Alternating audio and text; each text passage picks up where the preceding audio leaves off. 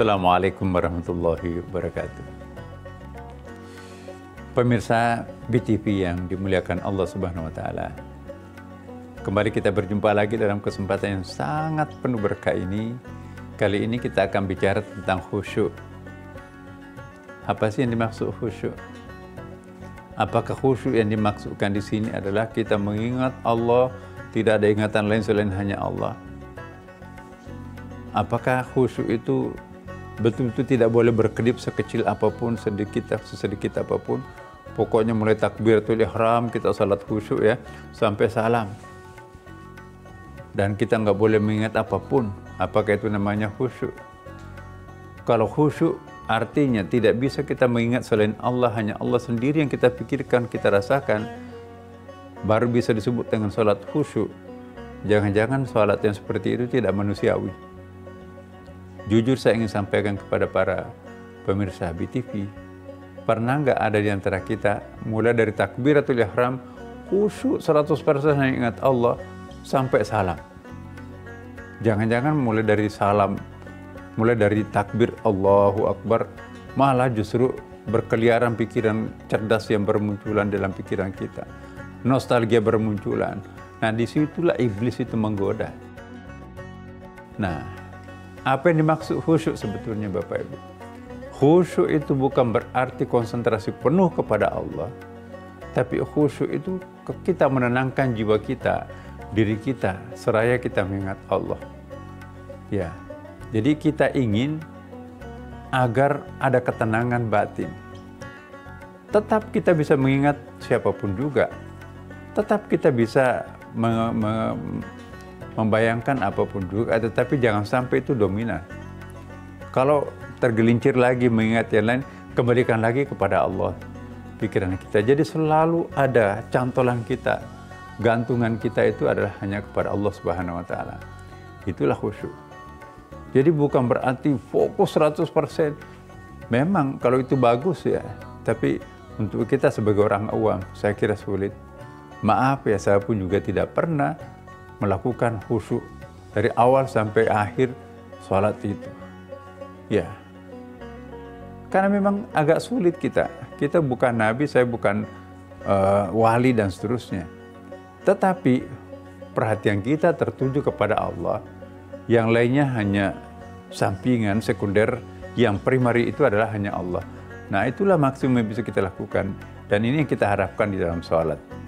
Dan itulah yang dimaksud khusyuk, memperoleh ketenangan ya pada waktu kita melakukan ibadah kepada Allah Subhanahu wa taala.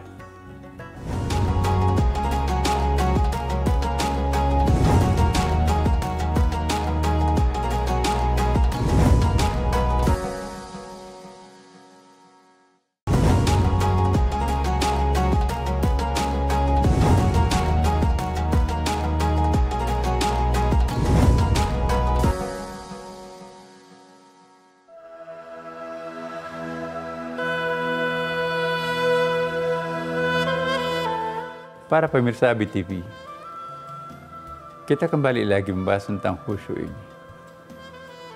Bagaimana caranya khusyuk? Kadang-kadang kita sholatnya khusyuk banget, tapi kadang-kadang nggak ada khusyuknya sama sekali. Jadi seolah-olah kita melakukan hanya lebih dari sekedar hanya menunaikan kewajiban aja. Jadi sholat kita itu sekedar melakukan kewajiban. Nah, itu bukan khusyuk. Tetapi bukan berarti harus menunggu khusyuk dulu baru kita salat. Enggak. Salatlah sesuai dengan kemampuan kita untuk bisa khusyuk. Jangan menunggu lagi khusyuk baru mau salat, itu jangan-jangan nanti enggak salat itu. Ya, tetaplah kita salat dan tetaplah kita khusyuk sedapat mungkin kita mempertebal kekhusyukan itu. Nah, kalau ini bisa kita lakukan, maka insya Allah itu yang terbaik. Yang penting misalnya dalam sholat ada ayatnya, aqimis sholata lidzikri, dirikanlah sholat untuk mengingat aku. Untuk apa kita mengingat Allah Subhanahu wa taala? Ala bidzikrillah tatma'innul qulub itu. Ketahuilah bahwa dengan mengingat aku, maka hatinya akan tenang. Nah, kalau kita sudah merasa tenang karena kita mengingat Allah, so what? Apa bedanya antara meditasi dengan sholat? Meditasi itu kan juga menenangkan pikiran, menenangkan jiwa. Salat juga begitu kan, menenangkan pikiran, menenangkan jiwa. Bedanya kalau meditasi, ya hanya untuk memperoleh ketenangan itu sendiri. Tapi kalau khusyuk itu, pada saat kita tenang, maka kita akan mendekatkan diri kita sedekat-dekatnya kepada Allah Subhanahu wa taala. Itu beda kan? Jadi kalau meditasi itu nggak ada tujuannya. Tujuannya hanya untuk memperoleh ketenangan. Tapi kalau salat, kita ingin lebih dekat kepada Allah, lebih dekat sedekat-dekatnya. Kalau perlu kita menyatu perasaan kita dengan Allah Subhanahu wa taala. Nah, itulah tujuannya salat itu. Kita akan lebih dekat kepada Allah Subhanahu wa taala. Dan dengan demikian, salat dan meditasi pasti beda. Tapi kalau kita bisa melakukan pembiasaan melakukan meditasi, wah itu lebih baik lagi. Meditasi sambil salat. Ya, kita membaca surah Al-Fatihah dengan penuh kekhusyuan, meditasi itu. Kita sujud dengan menghayatinya, meditasi itu. Dan kita melakukan seluruh amalan-amalannya dengan penuh kekhusyuan, meditasi itu. Dan dengan demikian kita akan meraih keberuntungan, karena dari awal sampai akhir salat kita, dari awal ibadah kita sampai akhir ibadah kita, hanya kita tergantung kepada Allah. Inna sholati wa nusuki wa mahyaya wa mamati lillahi rabbil alamin. Semuanya hanya untuk Allah Subhanahu wa taala. Terima kasih.